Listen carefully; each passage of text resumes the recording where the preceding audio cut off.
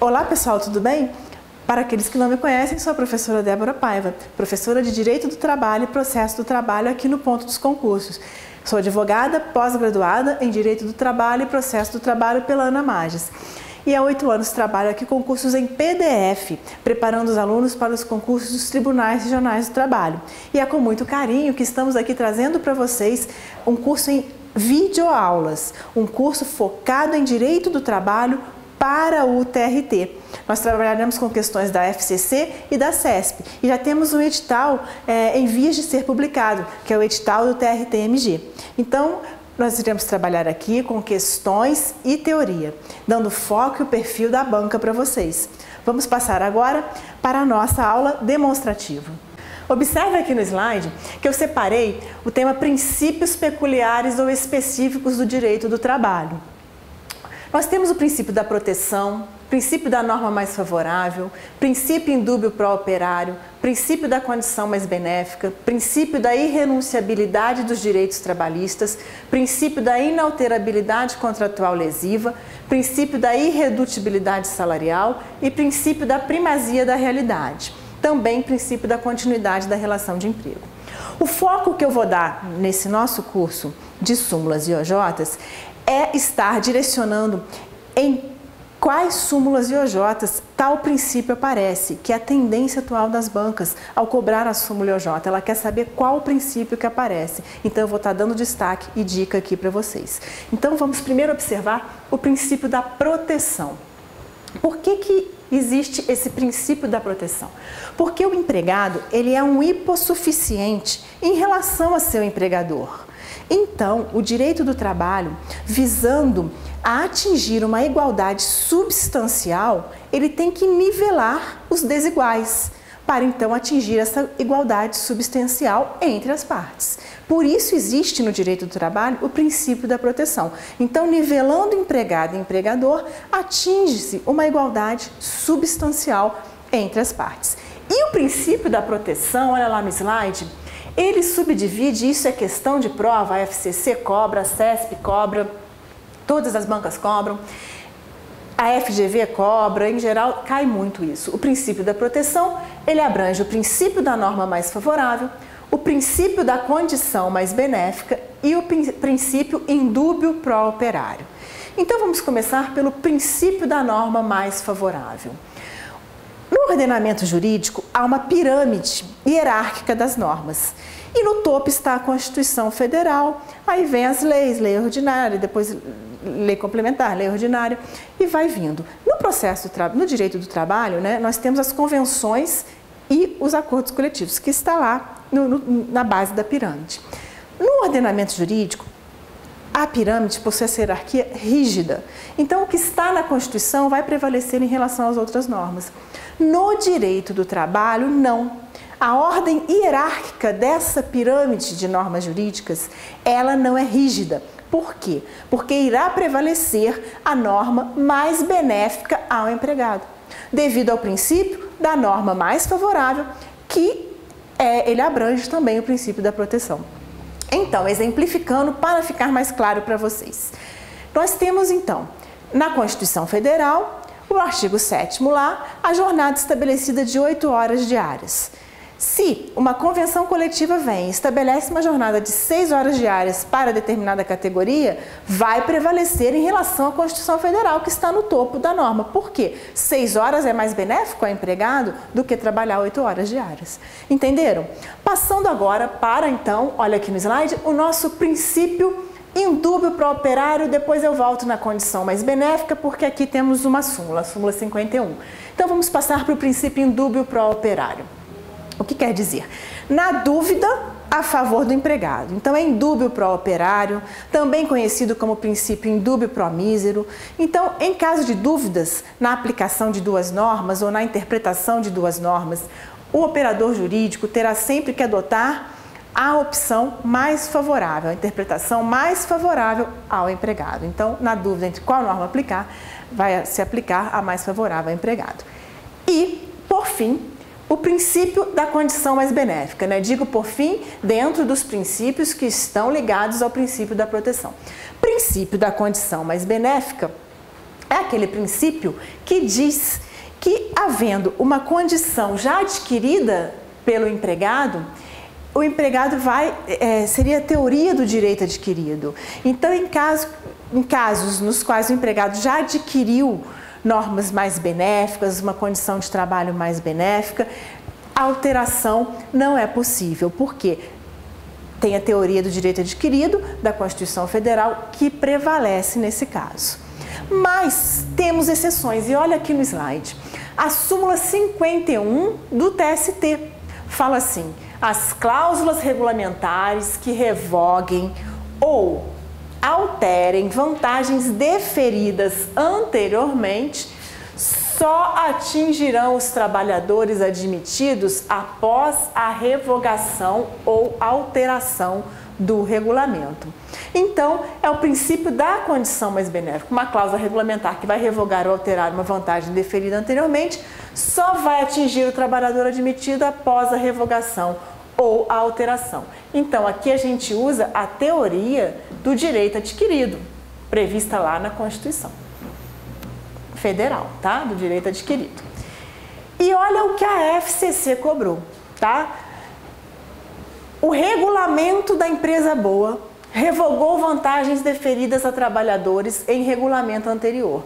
Neste caso, segundo a súmula 51 do TST, as cláusulas regulamentares que revoguem ou alterem vantagens deferidas anteriormente só atingirão os trabalhadores admitidos após a revogação ou alteração. Em matéria de direito do trabalho, essa súmula trata de qual princípio? Observaram? Ela quer saber qual princípio que está ligado a determinada súmula. É assim que os princípios vêm sendo cobrados em conjunto com as súmulas do TST. Então, voltando para o slide e para a questão. Olha aqui, o princípio é o princípio da condição mais benéfica, tá? Reflete o princípio da condição mais benéfica. Vamos passar agora para o nosso próximo princípio, que é o princípio da irrenunciabilidade dos direitos trabalhistas. O artigo 9º da CLT, que vocês poderão observar aí no slide, ele fala: serão nulos de pleno direito os atos praticados com objetivos de desvirtuar, impedir, fraudar os preceitos da CLT. E ele reflete o princípio da irrenunciabilidade dos direitos trabalhistas. Temos uma exceção aqui, tá? Duas exceções, na verdade, que é a súmula 51, o inciso 2, e a súmula 276 do TST, a esse princípio da renunciabilidade. A súmula 51, inciso 2 diz: havendo a coexistência de dois regulamentos da empresa, a opção do empregado por um deles tem efeito jurídico de renúncia às regras do outro. Então, pode renunciar. É uma exceção ao princípio da irrenunciabilidade dos direitos trabalhistas. Só lembrando para vocês, a renúncia é aquela declaração na qual unilateral de vontade, tá? Na qual o titular de um direito certo e existente dele se despoja. É diferente da transação. A transação é uma declaração bilateral de vontade, tá? No qual ambas as vontades convergem para a transação daquele direito. Sendo que na transação o direito é duvidoso, há res dubia ali. O direito não é certo e existente. Na renúncia, o direito é certo e existente. Então, renúncia é uma declaração unilateral de vontade, no qual o titular de um direito dele se despoja, e é um direito certo e existente. A transação não. A transação é uma declaração bilateral de vontades, no qual ambas as partes fazem concessões recíprocas, tá? Há dúvida em relação ao direito. Voltando para, então, o princípio da irrenunciabilidade dos direitos e as exceções, né? A primeira exceção já vimos, que é da súmula 51, inciso 2, e passaremos agora para a segunda exceção, que é a do aviso prévio. A súmula 276 do TST, ela fala assim: o direito ao aviso prévio é irrenunciável pelo empregado. O pedido de dispensa não exime o empregador de pagar o respectivo valor, salvo, olha a exceção aqui, quando comprovar haver o prestador dos serviços obtido um novo emprego. Então, nesse caso, ele poderá renunciar ao aviso prévio. E observem o que a FCC abordou. Ela abordou as duas súmulas. Tá? Eu fragmentei aqui a questão porque aqui nos interessa as súmulas do TST. Então, ela abordou na letra B, né, com relação à renúncia em matéria trabalhista, é correto afirmar: havendo a coexistência de dois regulamentos da empresa, a opção do empregado por um deles não tem efeito jurídico de renúncia às regras do sistema do outro. Está errada, porque a súmula 51, em seu inciso 2, voltando lá, fala: a opção do empregado por um deles tem efeito jurídico de renúncia às regras do outro. Voltando para a próxima assertiva, o direito ao aviso prévio é renunciável pelo empregado, sendo que o pedido de dispensa de cumprimento sempre exime o empregador de pagar o respectivo valor. Está errada porque ele é irrenunciável pelo empregado, observem marcado aqui no slide, salvo a comprovação de haver prestador de serviços obtido no novo emprego. Então, o pedido de dispensa não exime o empregador de pagar, salvo essa exceção, quando ele obteve um novo emprego. Vamos passar agora para o princípio da continuidade da relação de emprego. O contrato de trabalho, ele é celebrado por prazo indeterminado, é a regra. A exceção são os contratos por prazo determinado. Então, porque a regra é por prazo indeterminado, presume-se que a continuidade da relação de emprego, o empregado vai prestando serviços, né? A cada momento as obrigações vão se renovando até que haja um motivo para dar terminação contratual. Então, o princípio da continuidade da relação de emprego reflete isso, que a regra é o contrato por prazo determinado. Mas ele reflete também, é uma súmula de origem processual, mas que já foi cobrada em prova de direito do trabalho, que também traz este princípio da continuidade da relação de emprego. Observem a súmula 212.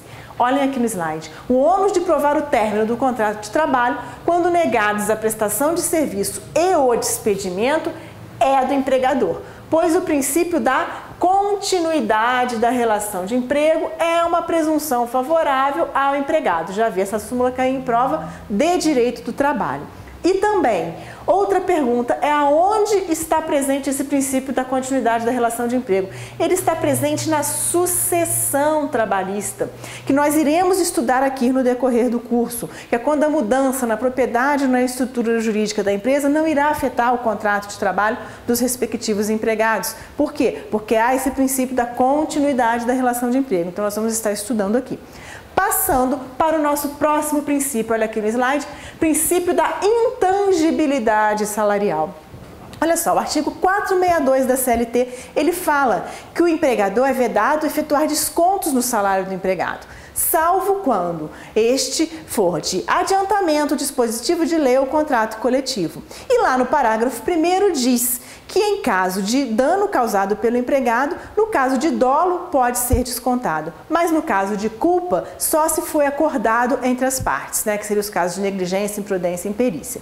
Mas o que nos interessa aqui, para essa aula inicial, é saber as súmulas e orientações jurisprudenciais em relação a esse princípio.